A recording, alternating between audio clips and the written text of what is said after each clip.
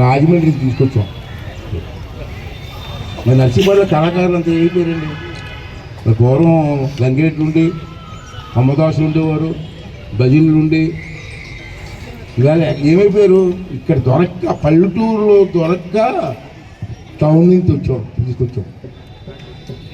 అది మన సాంప్రదాయం. చచ్చిపోతుందా బతికిందా? ఎక్కడున్నాయి? తాడిపత్రి ఎక్కడ తీసారు? బొడిపల్లి దొరుకుతుంది. తాడిపత్రి ఉంటుంది మన దగ్గర. వాళ్ళకి అంతే గిరిజన ఉందో పర్లేదు, సంతోషం. వీళ్ళందరూ అక్కడ తీసుకురావాల్సి వచ్చింది. ఇంతకుముందు ప్రతి ఊళ్ళో ఉండేవారు మనకి. మమ్మదోసలు కానీ, సెంచోలు కానీ, ఎర్రప్పుడు ఎక్కడ కనపడలేదు. సాంప్రదాయాలు పోతున్నాయి. మళ్ళీ మనం ఉన్నప్పుడే, మనం బతుకున్నప్పుడే సాంప్రదాయాలు అలవాటు చేయాలా. ఇవాళ ఫస్ట్ టైం ఇంత సందడిగా ఇంతకుముందు చేశారు. ఇక్కడ ఏదో వచ్చాం, వెలిగించాం, పోయాం. కానీ సందడిగా ఎంత సందడిగా ఉందండి. ఇది పండగ అంటే, ఇది పండగ అంటే అసలు దగ్గర నుంచి చిన్న పిల్లల వరకు ఆనందించేది మన తెలుగు పండుగ. ఆ పండుగను మనం బతుకున్నాం.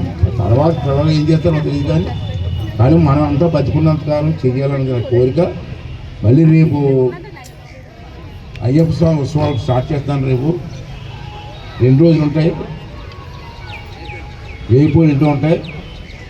చాలా మంచి ప్రోగ్రాం పెట్టాం. ఆ ప్రోగ్రాం కూడా రేపు సాయంత్రం ఇంకా స్టార్ట్ చేస్తాం. రేపు సాయంత్రం 7 గంటలకి వెంకటేశ్వర గుడి దగ్గర స్టార్ట్ చేసి ఇక్కడ తీసుకొచ్చి గుళ్ళో పూజలు చేసి కార్యక్రమాలు స్టార్ట్ చేస్తున్నాం. ఆ కార్యక్రమాల్లో కూడా పిల్లలు కూడా తీసుకెళ్ళారు సరదాగా. అసలు ఏంటి మన సాంప్రదాయం ఏంటి, ఎందుకు చేస్తున్నారు, కార్యక్రమాలు ఏంటి అని చెప్పి సరదాగా ఫ్యామిలీతో. పుట్టినప్పుడు ఎలాగా ఫ్యామిలీతో ఎంజాయ్ చేయలేం. కనీసం 3 రోజులన్నా మన ఫ్యామిలీతో ఎంజాయ్ చేయకపోతే ఎందుకండి?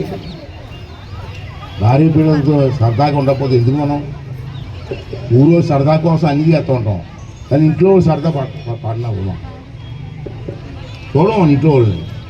అట్లా కూడా ప్రోగ్రామ్కి భార్య పిల్లలతో వచ్చి సరదాగా చూసి 1 గంట 2 గంటలు చేస్తే సంవత్సరానికి 2 రోజులు. మళ్ళీ సంవత్సరం మనకి మైడం పండగ కూడా ఉంది. ఈ సంవత్సరం మైడం పండగ చేయాలి మనం. మళ్ళీ ఏప్రిల్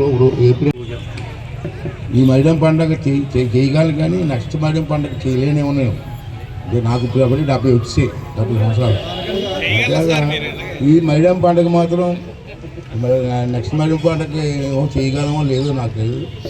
అంచేత ఈ మైడం పండగ మాత్రం చాలా బ్రహ్మాండంగా చెయ్యాలని చెప్పి నిర్ణయించుకున్నాను. దానికి అందరూ కూడా సహకరించాలని చెప్పి కోరుకుంటూ, మన పెద్ద పండుగ అదే కదా. మన సాంప్రదాయాలు మాత్రం మర్చిపోతుంది. రాంకోళ్ళు ఉన్నాయి, ప్రతి వీధిలో రాంకోళ్ళు ఉన్నాయి మనకి. రోజుకొక సంక్రాంతికి రోజుకొక రాంకోళ్ళ దగ్గర తీర్థం అవుతుంటుంది. ఏముందండి, రాంకోళ్ళు దీపం వెలిగించడం, పూజ చేయడం ఉదయం సాయంత్రం. పిల్లలు ఇవాళ ఆడవాళ్ళు అందరూ ప్రతి ఊళ్ళో చూస్తున్నారండి. ఏ ఊరు వెళ్ళినా ఆడవాళ్ళు చిడతలేస్తారు. ప్రతి ఊరు బ్రహ్మాండ తయారయ్యారు. ప్రతి ఊళ్ళో ఆడవాళ్ళు ఉన్నారు, చిడతలు బ్రహ్మాండంగా వేస్తున్నారు. మగవాళ్ళు మాత్రం వేయట్లేదు. పాలు పట్టేసి మనకి మందు తాగేసి. ఇంగ్లీష్ పండగ మాది. ఆ పండగ మాత్రం తెల్లవాళ్ళు తాగడమే, అదే పండగ. మొన్న 31 రాత్రి రాష్ట్రంలో ఎంతమంది తాగారు మీకు తెలుసా? చెప్పండి. 300 కోట్లు ఒక రాత్రి తాగేసారు. రాష్ట్రం మొత్తం మీద లెక్కేస్తే 300 కోట్లు మందు సేరైంది. 300 కోట్ల రూపాయలు మందు తాగేశారు, కానీ సంక్రాంతికి మాత్రం మన ఎవరు రాదు. అంటే దయవుంచి నేను రిక్వెస్ట్ చేస్తున్నాను, మీ ఇష్టం, నేను బలవంతం చేయలేనిది, ఓన్లీ రిక్వెస్ట్. ఇంట్లో కూడా పండుగలో పార్టిసిపేట్ చేయాలా. రాజులు జాగరాలు అవుతాయి. సరదాగా నేను ఎలాగైనా నేను తిరుగుతున్నాను. నాకు వయసు అయిపోయినా సరే నేను జాగరాలు తిరుగుతున్నాను. ఎందుకు తిరుగుతానంటే 10 మందిని ఉంటారండి. ఇది నా ఒక్కరి పండుగ కాదు, మన అందరూ ఊరు పండుగ. అంతే మగవాళ్ళందరూ కూడా జాగరాలలో పార్టిసిపేట్ చేయాలా.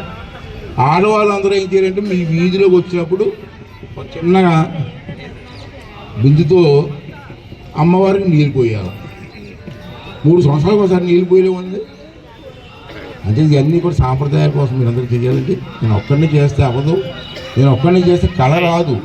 10 మంది ఉంటే కళ, ఒక్కడిని చేస్తే కళ అయిపోయింది. అంటే ఈ కార్యక్రమాలు చేయాలని చెప్పి కోరుకుంటూ అలాగే రాజమండ్రి నుంచి వచ్చిన కళాకారులు ఉన్నారు. వాళ్ళందరికీ కూడా మా నర్సీపట్నం తరపున మా నేను మనస్ఫూర్తి అదే తెలుగుదనం, అదే తెలుగు పండగలు ఇవాళ మనం చూసాం. గ్రామాలలో పండగలు కూడా మర్చిపోయారండి. నేను అదే ప్రతి మీటింగ్లో తిడుతూ ఉంటాను. నన్ను తిడుతుంటారు, అది ఎవరికి పని చేసి తిడుతున్నారని నన్ను అంటారు. అది తిట్టక తప్పదు. సంక్రాంతి